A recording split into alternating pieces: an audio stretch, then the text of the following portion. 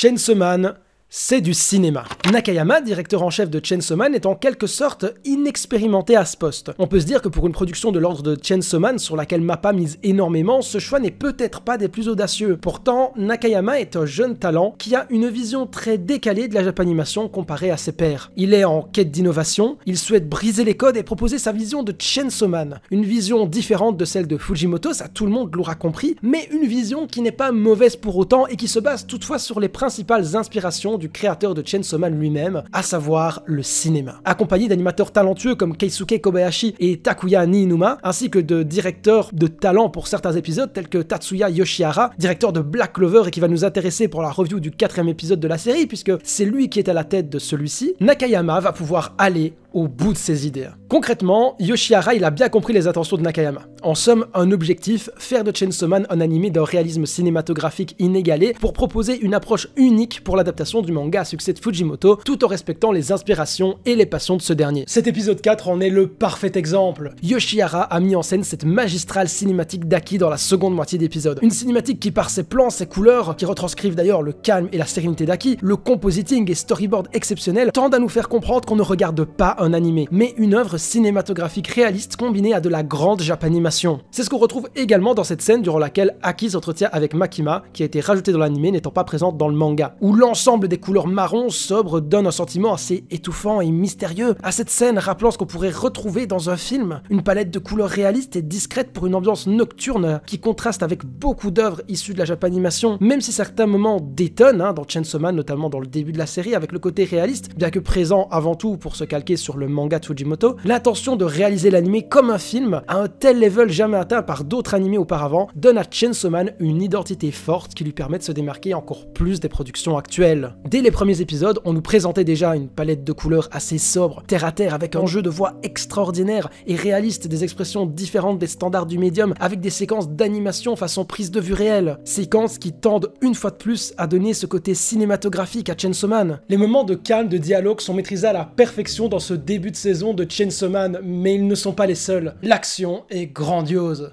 La scène d'action de ce début d'épisode, c'est un vrai roller coaster. Ultra dynamique, même dans les phases de dialogue, notamment grâce à la façon de bouger de Denji. On est sur des cuts sublimes qui donnent à ce combat une dimension épique, avec également une utilisation du décor, de l'environnement, apportant encore plus de crédibilité à ce combat. L'épisode 4 de Chainsaw Man a su nous montrer une scène d'action violente, mettant en scène la folie de Denji, notamment sur l'aspect faciès, avec un œil qui part totalement en steak, des mouvements et un character acting insane, pour finalement basculer sur une deuxième partie d'épisode bien plus posée et contrastée avec la première, composée donc essentiellement du fight entre Denji et le démon censure. Une fois de plus, comme lors des premiers épisodes, l'anime arrive à varier sans peine le ton de ses épisodes, justement, et ce sans jamais fragiliser l'immersion au sein de ceux-ci. Il en sera de même dans la dernière partie de l'épisode, plus axée humoristique on va dire, avec l'arrivée de Power dans l'appartement d'Aki qui accueillait déjà le boulet qu'est Denji. D'ailleurs personnellement, toute cette séquence avec Power, elle m'a bien fait rire. Tout ce remue-ménage qui vient briser la sérénité d'Aki que nous montraient les séquences précédentes. La scène des toilettes était aussi énorme, l'acting des personnages, la respiration de Denji, c'est juste grandiose et l'enjeu est tout bonnement hilarant, évidemment. Je pense que Denji est un héros qui va quand même faire polémique par son côté très pervers et beaucoup ne vont pas y adhérer ni même essayer de comprendre l'essence même du personnage. Malgré que ses objectifs peuvent sembler futiles et souhaitent surtout au final contraster avec les belles attentions des héros de shonen en général, je trouve que ces côtés décalés de Denji avec ses objectifs futiles aux yeux de tous, et heureusement qu'il ne m'entend pas dire ça, ça donne un sentiment d'authenticité, d'honnêteté au personnage en plus d'ajouter une grosse dose d'humour. Humour qui, on le sait, est un élément très subjectif, mais qui sincèrement fonctionne très très bien sur moi. Pour en revenir sur l'aspect cinématographique unique décalé que l'on retrouve dans Chainsaw Man, il fallait évidemment que cela passe par l'audio de Kensuke Oshio, qui signe encore des performances exceptionnelles dont il a le secret pour donner du cachet, un côté unique à l'anime. Remarquons que la plupart des séries auxquelles il touche ont vraiment une vibe très différente de la majeure partie des animés produits, et ce décalage, cette différence, on la doit à plein de choses, et parmi elles se trouve la bande-son bien évidemment. L'adaptation de Chainsaw Man, au même titre que l'œuvre originale de Fujimoto, puise son inspiration du cinéma, aussi bien sur sa mise en scène, son storyboard, ses prises de vue, ses plans de caméra, son acting ou même ses références. Cette adaptation, grâce notamment à la volonté de Nakayama, lui permet de se détacher de son médium pour proposer un bol d'air frais au spectateur qui par son épisode 4 a fait l'unanimité.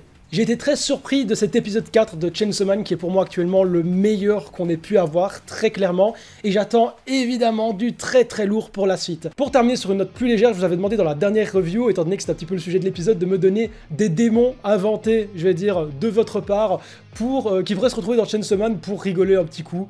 Voilà, je propose qu'on lise un petit peu ce que vous nous avez pondu, à voir s'il y a des petites dingueries, des trucs assez drôles. Bon, qu'est-ce qu'on a par ici? 41 likes sur le démon démonétisation. Alors effectivement, les youtubeurs le détestent. Bon, on a aussi avec 15 likes là, le démon portugais, si tu fais pas attention, il te capture avec ses poils ou t'emprisonne entre 4 murs avec son maniement hors du commun de la pierre et des autres ustensiles qui le rendent redoutable.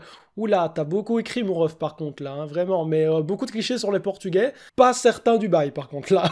Le démon torsion testiculaire, ouais non mais je pense que ça c'est vraiment la hantise de tous les mecs, Non c'est terrifiant, je veux même pas imaginer par contre la tronche du démon, mais là je valide très très fort par contre, vraiment. Le démon PS4, genre il y a des gens qui ont peur de la PS4, à moins que ce soit des Xbox only, je ne sais pas, mais si jamais tu veux te débarrasser de ta PS4 parce que t'en as peur, n'hésite pas à me l'envoyer, franchement je veux bien me sacrifier pour toi mon ref, il y a aucun problème. Le démon CGI, avec tous ces anti-CGI obligés, le démon il est puissant, ça tire à balles réelles, mais oui, vraiment, je pense qu'il y en a, ils voient de la CGI dans un animé et ils tombent dans le coma, c'est un peu abusé en Big 2022. Bon, il y en avait beaucoup, mais allez, on va s'en lire un dernier, histoire de pas traîner 1000 ans non plus. Ah, le Big Démon Crunchyroll, là, let's go. Je valide de ouf. Démon Crunchyroll qui se fait pas mal attaquer par les Devil Hunters, là, actuellement, j'ai l'impression. Hein. Depuis qu'il a essayé de fusionner avec un autre démon, là, ça, y a plus rien qui va. Bref, on va s'arrêter ici. Merci d'avoir joué le jeu. J'ai évidemment tout lu, mais tout ne passe pas en vidéo, vous vous doutez. Mais c'était bien sympa, en tout cas, merci d'avoir joué le jeu. On se retrouve très bientôt pour les prochaines vidéos, pour les prochaines reviews, pour les prochains lives Twitch également, dans lesquels je regarde donc les animés de saison, vous savez. Et sur ce, je vous souhaite une bonne journée, une bonne soirée. Ciao les potes. Ah oui, et l'ending, très bien. J'aime beaucoup l'ending, ouais. J'aime beaucoup l'ending, voilà.